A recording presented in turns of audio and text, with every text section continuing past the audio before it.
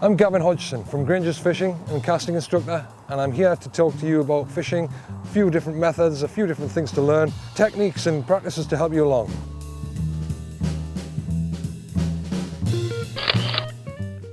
I always think it's good that a fisherman should know how to prepare a fish, and especially when you're taking bagfuls of trout home and you want your good wife to help you and cook them for dinner. So first things first, you've got your fish.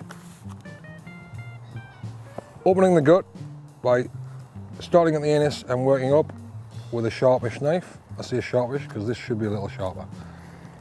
Now, working it up right to the throat, all the guts fall out. That's the easy part.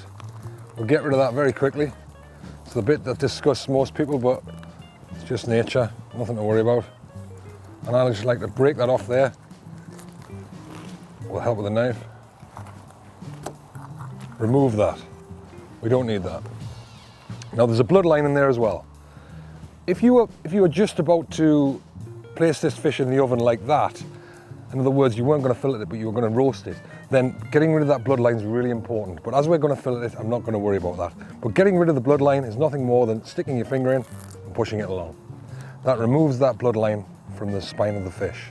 You scrape that away with a blade and it's ready to cook.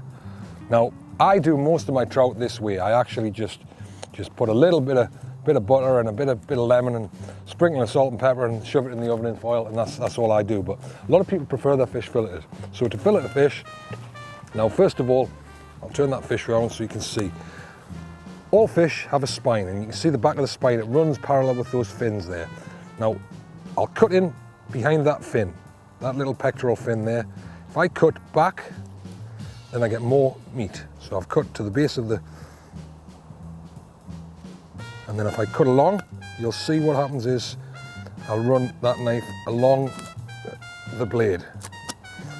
And this fish is dead. It's just, the nerves are still reacting because it's very fresh. Now let's just get that newspaper to fall down. If I push that blade over the back of the fish, it makes the next job easier, yeah? So it makes the next job easier. And what I'm trying to do is peel that flesh away from the spine. Now, as I do that, this is where you can lose a lot of meat. And I try not to, but it's one of them things. Some fillets are better than others, and like I say, I ain't a professional. But getting back in here, you should then be able to push that blade along the spine and remove that fillet from the side of the fish. Once you're at this stage of the fish, you're kind of at the end of the rib cage, and you can really just shuffle along until you get to the tail, yeah? Now there's that fish removed. I've left a little bit of meat there. It's a little unfortunate, but it's not a bad sized trout, so that'll still make a decent fillet. And we just peel it away from the rib cage. There's your fillet. Left a bit of flesh there, but that's not too bad. If we turn that over, then we can do the same again. So we'll move that.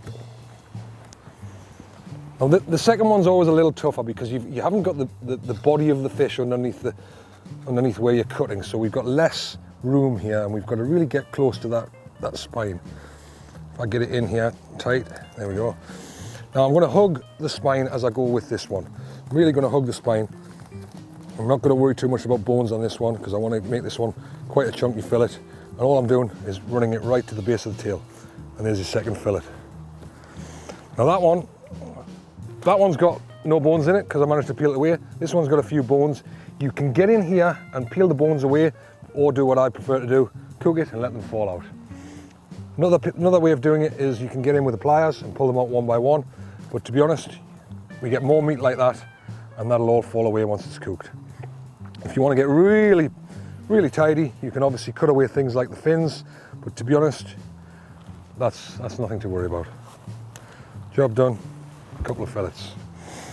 The rest can be binned. Don't throw it in the water. Wrap that up, put that in the bin, and hope the bin men come within a week.